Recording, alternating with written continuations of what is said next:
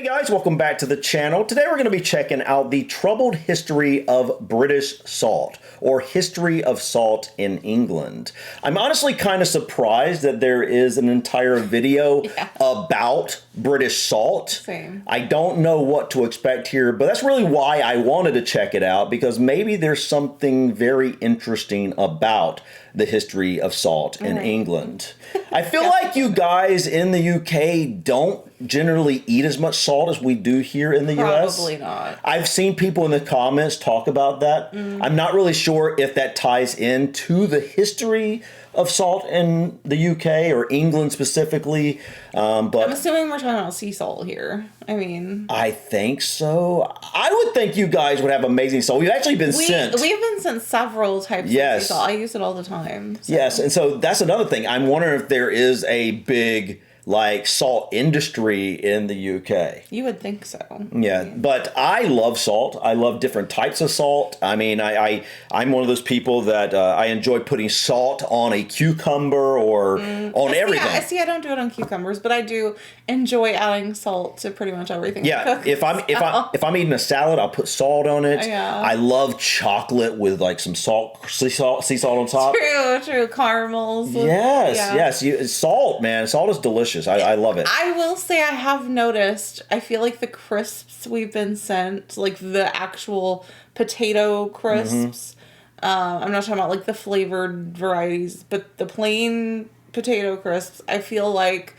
aren't as salty as the ones we have here. No. Sure. Yeah, I agree. Even the ones that are already salted. We know about ready salted versus unsalted, which is different than here. That's another thing I'm curious about, because here I've never seen like a plain crisp or chip here. Like I've seen like reduced salt, like lower salt. And that come from the standpoint of like people thinking that's healthier or whatever. Yeah, and I've seen unsalted tortilla chips. Okay. But I don't know that I've ever seen. I've never seen regular potato chips. Yeah, regular potato crisps, chips. Yeah. You know, we've never seen that personally as unsalted. But you guys seem to have that as a very base level crisp in the UK. And so, again, it makes me wonder what is so special about salt within the UK, whether it's looked at as more negatively or positively. And I think that's what we're going to find out in this video, the troubled history of British salt. What makes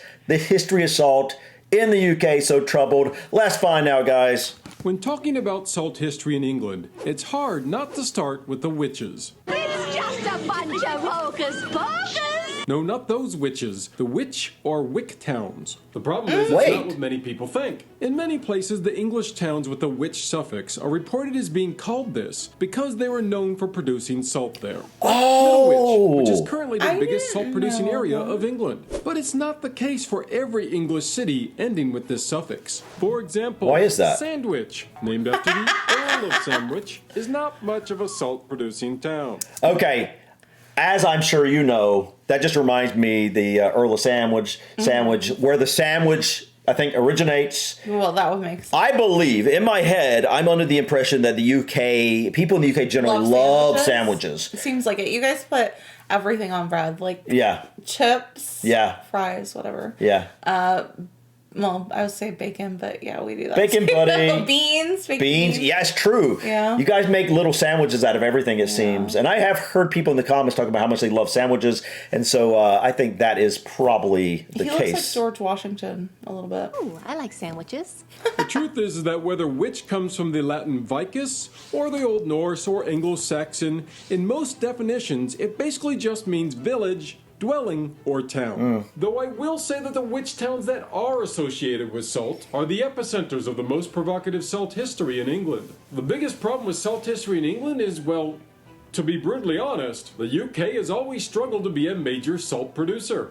Historically, most of England's salt production came from the wealth of its coastal areas. In Yorkshire, there's evidence of salt production going back to the early Neolithic era, and in Somerset from the Bronze Age. In the Iron Age, it's believed that the English used mostly coarse pottery vessels known as briquetage for their salt making. But this was a limited production for most of the early salt history in England. Things didn't really pick up until the Romans came to town. The Romans established military bases in Chester and Middlewich in the course of their conquests. And gosh by golly, Ollie, wouldn't you just know it? Salt was mighty important to the Roman army. I mean, there's a reason that people said that the Roman army was paid in salt. Even if that wasn't entirely true. See this video to find out more. The Romans did have a major hand in improving the salt works in England. In fact, they introduced advanced methods of salt production that would remain unchanged in England for over 1,000 years. Wow. However, the nature of some of these improvements was, what's the word, odd, kooky, bizarre? They're all together, ookie, the Addams family. It was definitely not what you'd expect. Many people know that boiling down salt water is a traditional means of creating salt. Oh. However, did you know that some of the main coagulants used to form salt used to be from ale, the white of an egg, or blood? And one of the primary froth flotation agents of salt was urine. Was it animal or human urine? Wait. Do you really want to know? Wait, to produce salt, they used urine? Do they still? To this day? Well, I would think not. I don't know. I've literally never looked into Maybe we're misinterpreting how salt's that, made. but that's what it sounded like. Yeah, that is what it sounded like. Must have been some tasty salt. It's okay, because all this stuff was actually pulled off the top and doesn't affect the taste of the salt. You're okay. You're okay. Liverpool salt. Now, I've already mentioned that Cheshire is a key location in British salt history. But what many people don't realize is that it was the salt production all around Cheshire that led to the development of the major port city, Liverpool. In fact, Liverpool was the last place to fall to William the Conqueror in 1070 AD. And it's believed that William destroyed various salt works around Liverpool in order to break the final will of the resistance against him. While salt did become a major export of Liverpool by the 17th century, there were several big reasons the British didn't excel as salt producers. Now, until the Industrial Revolution, one of the primary reasons for producing salt was food preservation, and the British ended up salting their foods a bit more than most people. Really? In particular, See, I would bacon think the opposite. was salted so heavily that it had to be soaked in water before it could be used. Oh, wow. Another very tricky item to preserve was butter. Without salt, it would spoil very quickly. So the British made extra sure their butter wasn't going bad. They layered so much salt on their butter that you would have to scrape the salt off before you could use the butter. So this is the biggest problem for British salt history. While true, the British did end up with a thriving salt industry, particularly in Cheshire, they just couldn't seem to make it terribly profitable. Why? The cost to transport salt across the English land was just too expensive. The Cheshire Salt Works could have provided a major salt income to Britain. Unfortunately, the fuel it required to operate was, again, too expensive and dirty. But that didn't stop them from mining the heck out of the area. The forests of Cheshire were chopped down to fuel salt furnaces, and the sky was blackened all day long from these furnaces of the salt pans. Is that what happened to a lot of trees on the island? That's where you were going with that. Well, seriously. I don't know. We've looked at landscapes before and we're like, at one point, and I've heard this in the comments, at one point the whole island of Great Britain was forested. It makes sense that it would be. But now you see like the mountains and all these different areas, and they are basically very few trees on them. Yeah, I never would have guessed that salt production might have been a cause for that. And I'm not saying that would have been the cause everywhere. It probably wasn't. There's probably many other causes. Yeah. They used shipbuilding was probably a huge reason to begin with. After we watched, which video was it? We saw in the comments where I forget how many trees used to be used for one ship. A lot. It was a lot. Yeah, it's insane. Hundreds or thousands. I think it was like 4,000. No. I don't remember, but yeah, it was a ton. Anyway. But that's interesting. So that's just another dynamic of what probably happened to forests. It is estimated by the end of the 17th century, England was burning over 300,000 tons of coal each year just to produce salt. This For just salt led to large portions of land sinking into the earth. And by 1880 in Northwich alone, over 400 buildings had been destroyed due to overmining from salt. There was even a lake over 100 acres wide that was created from one sinkhole that disrupted both railroads and bridges. Religious sermons would even be held over these large gaping holes, which preachers used as an illustration of what hell might look like. Oh my God! Of houses and businesses also led to very messy legal battles over who was responsible for the sinking. Because of the way salt mining works, though, a salt works that was responsible for the sinking might look completely stable. but it actually could be causing sinkholes that are as much as 3 or 4 miles away. And Oh, because wow. of this, it made it really difficult for people to lay the blame on any particular salt mining company. That's awful. Salt tax. So they were basically, there was nobody to blame really because you couldn't tell who was causing it. But you couldn't prove it, I guess. Well, I'm saying, yeah, like, and if it was coming from many miles away, the reason why you have a sinkhole over here, you can't really. That's strange to me, though. That's wild. That is wild. I thought it would come from the ocean. Like, I thought you went to the water and you. Yeah. So where you're mining salt in the earth? Well, I do know that, people do mine. I don't know a lot about how salt is created much, but yeah, from what I understand, I've heard of salt mining before. I don't know how it works and like where you find these, huge deposits of salt. I'm not really sure what that looks like, but Because it's not all sea salt. no, yeah, definitely not. Station. As you might expect, despite all this turmoil, the British government would still try and tax salt throughout their history. But surprisingly, the British were rather easygoing in their taxation of salt. That was until William III came along. He started a manufacturing salt tax, which of course raised salt prices, especially for basic white salt. The one thing he did right was be especially nice to the Irish. Ireland was free from salt tax on its exports. This made it so Ireland became a major league producer of salt and concurrently salted butter. This freedom from taxation was partly because they exported to America and the British earned a tax off of that. This caused a few problems because those pesky Yanks just didn't like being taxed very much. Anybody see where this is going? In retrospect, we now see just how silly the British were in their taxation methods. Not only did salt help start the American Revolutionary War, but the common Brits weren't taking their salt tax lightly either. According to accounts, in 1785 alone, 10,000 people were arrested for smuggling salt. What? Sidebar.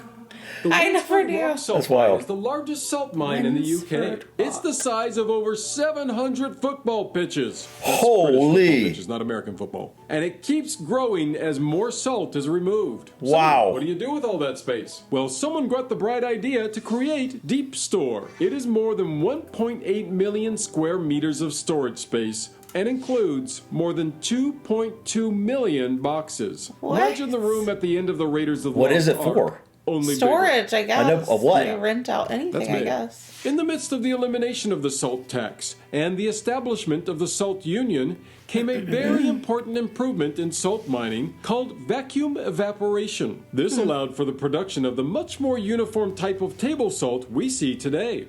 With its much more refined and cost-effective methods, the old style of using open iron pans was becoming extinct by the 1930s. If you're loving all this salty That history, I'd say recent? go to... Wow. All the way up until the 1930s? So again, you guys in the UK, the British basically created modern table salt Sounds like it. because they created the method there to do so. Yeah. That's why this was an interesting video, guys. I'm honestly, I learned quite a bit. In such a short time. Yeah. Like I had no idea. The troubled history of British salt. Now the title makes sense. Yeah. I mean, everything from the taxation to the fact that it looks like literal towns almost might have been sinking because of salt mining. Basically. And I still don't really, did you see that? I don't know what it is about when I look at places like this, a salt factory, I guess you'd call it. Yeah, it looks salt gross. or salt mine. I find places like this interesting. Industrial places fascinate me. Yeah. It's just I look at them like I want to know more about this. Though. It looks very depressing to me. Well, I mean, I can understand if you're looking at it from the standpoint of the aesthetically. Yeah, I can understand that. Yeah. They do depending on where they're at, but I'm saying just you see this, massive industrial place, and you're like, you see all these bits and pieces to it, and you can't help, at least in my mind, wonder about like what all's going on here, what the different components of what makes this place operate are. Yeah, this was fascinating, guys. Yeah. Let us know in the comments, what do you think about salt in general? I'm kind of surprised. I thought the UK would have been a larger exporter of salt. Same. And I also would have thought, like he was saying, you guys used to cure your meats by using a ton of salt, or your butter by using a ton of salt. Yeah. And now I feel like it's almost the opposite. Correct me if I'm wrong, but it seems like it. You know, when I've remember people talking about salt in the comments, usually it seems to come from more of a, I don't want to say negative place, but it seems to come from more of like salt isn't as good for you or whatnot.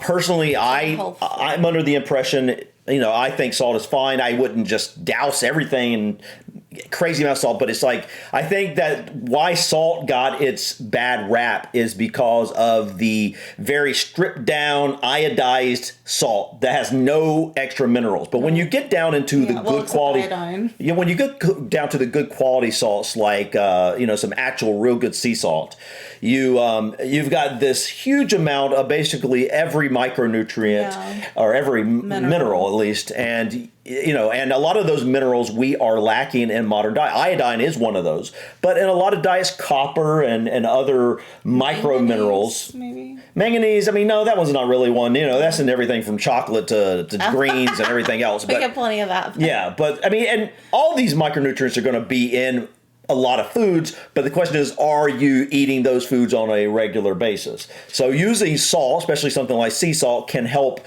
to supplement some of those minerals that might be lacking in a lot of people's diets, especially if the diets are very grain heavy, you know, and especially very like processed. Anyways, guys, I think that's it for us today. Thank you so much for stopping by. Please click that like button. Feel free to drop your comments or suggestions about this video or others. And don't forget to subscribe to continue to follow us on our journey. Until next time, guys, peace. Bye.